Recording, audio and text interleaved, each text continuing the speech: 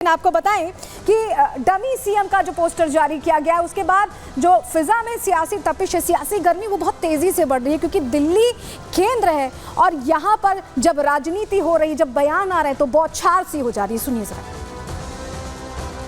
आम आदमी पार्टी बताए कि आतिशी के पास पीडब्ल्यूडी विभाग था मंत्री रहते हुए। दिल्ली में 42 लोग जल भराव के कारण मर जाते हैं। कौन है जिम्मेदार? आतिशी जिम्मेदार है, उसकी जिम्मेदारी उन्हें लेनी पड़ेगी। मुख्यमंत्री गोपाल राय को बनना था लेकिन मनीष के दबाव में आतिशी को बनाया गया। जेल में रह के इस्तीफा नहीं दिया, ये उनकी नैतिकता का सबसे निम्न स्तर है। दिल्ली में विकास कार्य इसलिए नहीं होगा क्योंकि यहाँ पर एक दशक से आम आदमी पार्टी की सरकार है, इनके नेता सत्ता भोग रहे हैं लेकिन दिल्ली के विकास के लिए कुछ नहीं कर रहे हैं। उनको बहुत स्वतंत्रता नहीं मिलने वाली। माननीय मुख्यमंत्री अरविंद केजरीवाल जी ने अभी केवल कुर्सी छोड़ने का दावा छोड़ा है और करा है लेकिन सत्ता का मोह शायद उन्होंने अभी त्यागा नहीं। आतिशी इज आतिशी मार लेना, यू शुड ऑलवेज से आतिशी मार लेना। मार्क्सिस्ट एंड लेनिन, यही तानाशाही सोच अरविंद केजरीवाल जी की थी, इसलिए उन्होंने ऐसी तानाशाही वाले लोगों को ही चुना है। ये वो लोग हैं जो देश के अंदर अफजल गुरु जिसने भारत के ऊपर हमला कराया हो, ऐसे लोगों को फांसी से बचाने की वकालत करते थे। मुझे लगता है कि आतिशी जी को 2-3 काम तुरंत करना चाहिए। एक तो शराब घोटाले में कितने राजस्व का नुकसान हुआ, उनको तुरंत इसकी जानकारी देनी चाहिए। पानी और बिजली के जो बढ़े हुए बिल आ रहे हैं उनको तुरंत वापस लेना चाहिए। वो रिमोट हैं, वो तो कठपुतली हैं।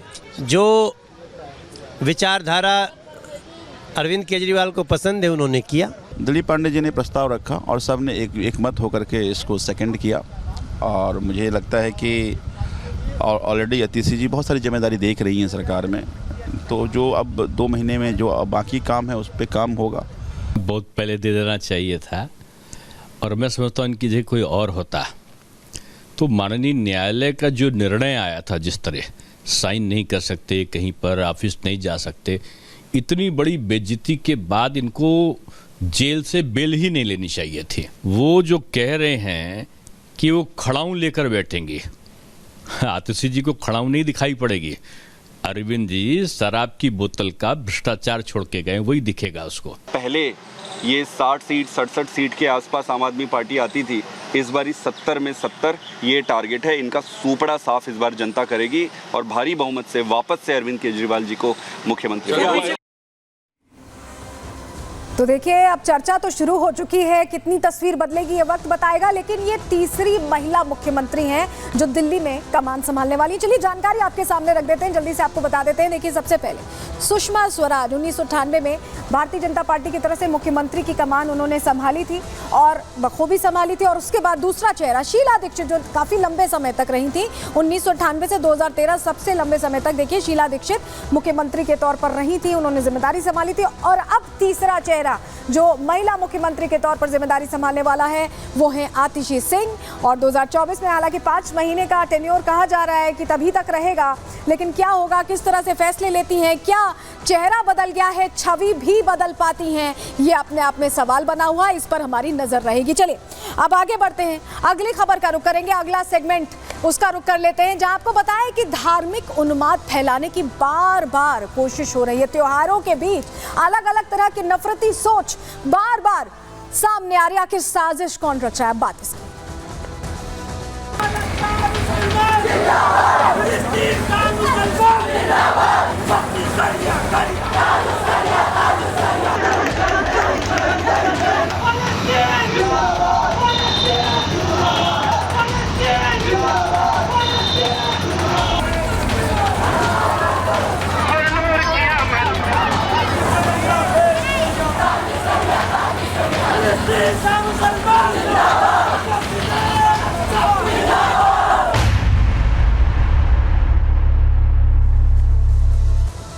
तो एक कट्टर एजेंडा जिसको हवा दी थी AIMIM अध्यक्ष असदुद्दीन ओवैसी, जिनको आप यहाँ पर देख भी रहे हैं, उन्होंने इसे हवा दी और वो हवा फैलती गई, देश के अलग अलग कोने तक पहुंच गई और उसी की तस्वीरें अब सामने आने लगी हैं। बार बार माहौल बिगाड़ने की साजिश आखिर क्यों रची जा रही है, क्यों इस तरह की बयानबाजी की जा रही है, ये अपने आप में सवाल बना हुआ है। क्योंकि देश में अलग अलग शहरों में फिलिस्तीनी झंडे फहराए गए, तस्वीरें सामने आई हैं। त्योहारों के दौरान इस तरह से पिछले 2 दिनों में ऐसी कई घटनाएं सामने आ चुकी हैं जो अपने आप में प्रश्न खड़े कर रही हैं कि आखिर हो क्या रहा है हमारे देश में। और उत्तर से लेकर दक्षिण तक यही हाल है, सिर्फ एक इलाका नहीं है, उत्तर से लेकर दक्षिण तक ऐसी तस्वीरें सामने आ रही हैं और बार बार माहौल बिगाड़ने की एक तरह से साजिश की जा रही है। आखिर कौन है ऐसा जो ऐसा कट्टर एजेंडा या नफरती एजेंडा कहीं फैलाने की कोशिश कर रहा है, ये सवाल बना हुआ है। क्योंकि हमारा देश ऐसा नहीं, हमारे तो सर्वधर्म संभाव वाला देश है, एक साथ रहते हैं, एक साथ उठते बैठते हैं, लेकिन बार बार ये घटनाएं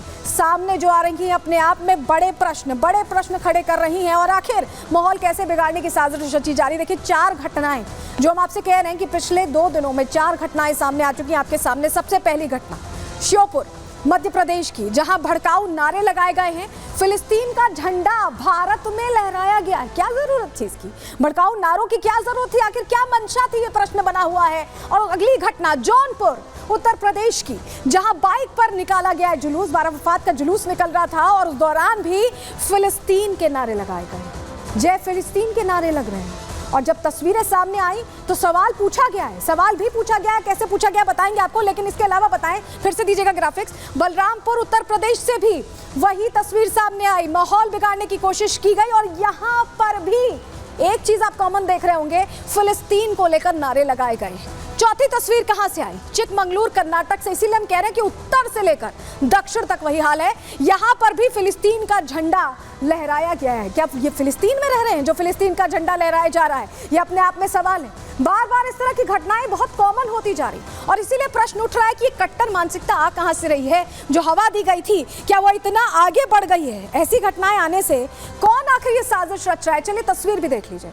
सबसे पहले बलरामपुर की आपको तस्वीर दिखा रहे हैं, ये जो आप झंडे देख रहे हैं यहाँ, ये फिलिस्तीन के झंडे, चांद लगा हुआ झंडा है और ये बार बार कहा जा रहा है जय फिलिस्तीन। जौनपुर से भी ऐसी तस्वीर सामने आई है, बाइक पर देखिए पूरी रैली निकल रही है और झंडे फिलिस्तीन के लिए निकल रही है। श्योपुर से भी ऐसी तस्वीर सामने आई और चिकमंगलुरु, अलग अलग इलाके हैं देश के, लेकिन तस्वीर एक जैसी। और ऐसे में सवाल उठ रहा है कि एक जैसी तस्वीर अलग अलग इलाकों से कैसे आ रही है। क्या ये किसी की लगाई हुई आग है जो धीरे धीरे फैल रही है, बड़ा रूप ले रही है? क्योंकि एक ही जैसी तस्वीर कैसे आ सकती है अलग अलग इलाकों से, कोई तो कनेक्शन होगा, कोई तो कहीं ना कहीं लिंक होगा।